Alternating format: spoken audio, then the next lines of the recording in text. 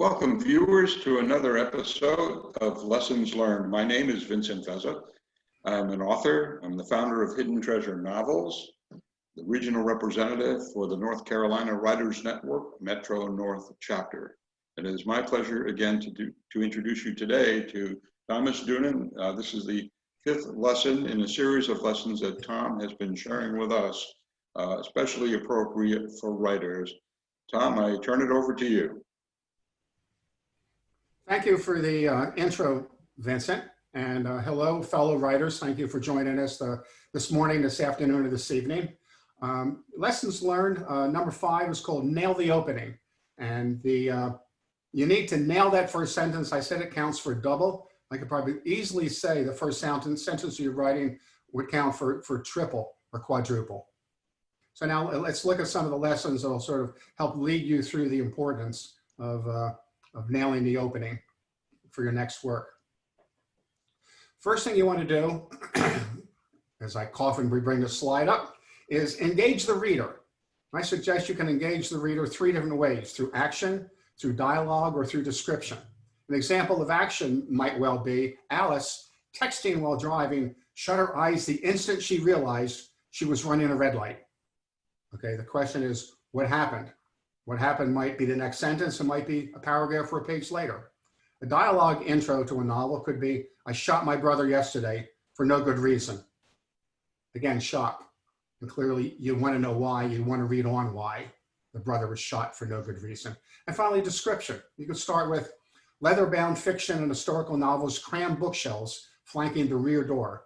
Philosophy treasures stacked chest high consumed half the dining table's top. Additional books slept at the foot of the bed. Clearly that's sort of painted a picture of a room, and you're wondering what kind of person lives in a room with such a collection of books. So there's 3 different ways to engage the reader. Okay. Some more additional important elements now on nailing the opening would be, I call them important elements. The first would be introduce the main character in that first sentence. I think we're waiting for the next slide to come up. We are, Tom, sorry. That slide popped right up. Look at that, there we go. In that first sentence could be introduce the main character.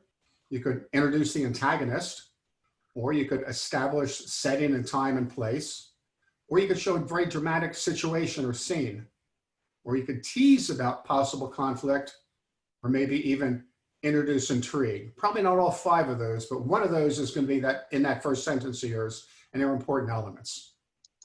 A next look at nailing the opening, just some general tips off the top of my head. Obviously, lead with an important element, but then even more important, maintain the relevance of that element throughout the story. Don't just have a really cool first sentence hanging out there that doesn't have any relationship to the rest of the tale you're telling. Be aware in that first sentence, you need to pack a lot into a small space. Even though the sentence might be 3 or 4 lines long, every word counts. And finally, in that first sentence, you'll probably establish your voice. You'll show your narrative style, first person, third person, whatever you decide to write for the point of view for your story.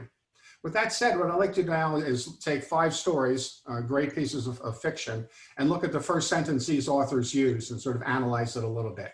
The first is Anna Karenina from Leo Tolstoy, 1878. He leads with, all happy families are alike. Each unhappy family is unhappy in its own way. Well, I pull from that as well. We're going to meet 2 different kinds of families. We're going to probably indicate that happiness is sterile and it's false. All happy families are alike. Perhaps being happy or happy family can be a nobility, wealth, or perhaps it's bought. Happiness can be bought. And then when he says unhappy families are unhappy in its own way, I take out of that, you're probably looking for unhappiness is very personal, it's very tragic. Okay. Our next quotation is Charles Dickens. It's A Tale of Two Cities, 1859. He begins, and these 2 cities, by the way, are London and Paris. It was the best of times, it was the worst of times. It was the age of wisdom, it was the age of foolishness. It was the epoch of belief, it was the epoch of incredulity. It was a season of light, it was a season of darkness. It was a spring of hope. It was a winter of despair. And he begins that novel, which takes place before and during the French Revolution. And I sort of see a counterbalance of elements in there, sort of setting the stage for conflict. And finally, the words that he uses or images that he uses of time, age, epic, season, spring and winter, they're big things. It's probably not going to be just a small town boy loves girl story. It's going to be much more epic and much larger than that. We expect a big picture, a big story with those words from his opening. The next opening is Oscar Wilde. I like him because he's an Irishman, but that's cool. It was actually his only novel. It's called The Picture of Dorian Gray, written in 1890, banned for a long time in Ireland and in London. He begins, the studio was filled with the rich color of roses, and when the light summer winds stirred amidst the trees of the garden, there came through the open door the heavy scent of lilac and the more delicate perfume of the pink flowering thorn. Overall, that sentence, we're sort of picking up beauty, and we'll learn very shortly after that, the story's got a very hedonistic worldview of pleasure, how important pleasure is. The quotes, the words, the studio, light summer wind, trees of the garden, he's setting place. And actually Dorian Gray's having his picture or portrait painted in that place. Then we have the rich odor and heavy scent of lilac, very strong aromas, which lead into very strong passions as the story unfolds. And then finally, he uses the words pink flowering thorn, which to me is sort of an emerging danger and perhaps a deception coming, again, setting the stage for how Dorian lives his life.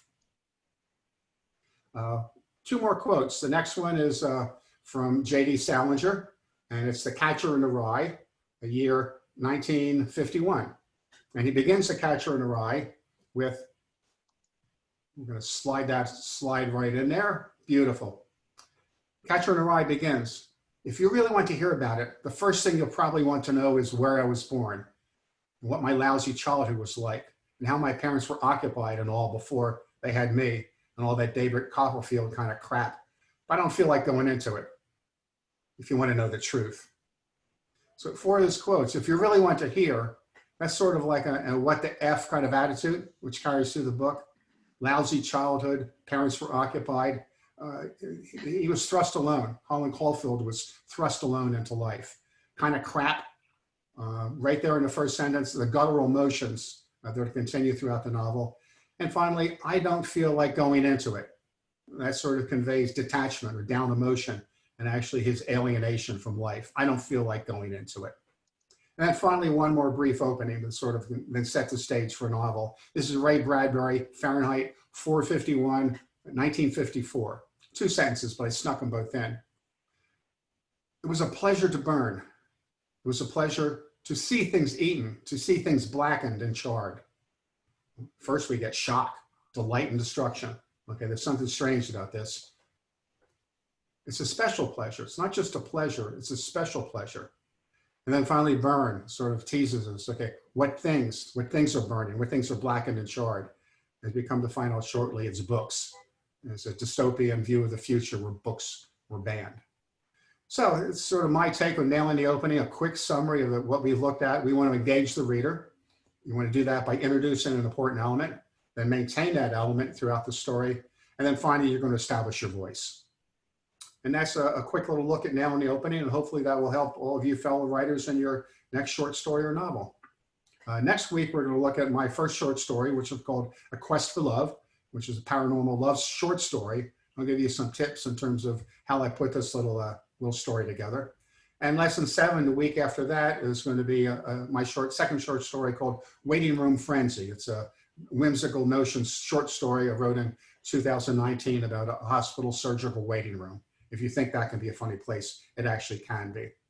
And there's a look at the two covers, A Quest for Love and Waiting Room Frenzy. And I'm putting the finishing touches right now on my first full-length novel, paranormal novel of a teenage girl coming of age called Shattered by Fear. And thanks for your time, and hopefully you all have a good week and write on. Thank you, Vince. Well, thank you, Thomas. This is, again, very, very informative. I think our readers and our writers are going to enjoy what you've had to share today. I do hope all of you will stay tuned, same time, same station, next Thursday at 1 p.m. where Tom will share the next story and the next lessons learned. Thank you so much, everyone. Have a great day. Have a great weekend, and be well. Take care.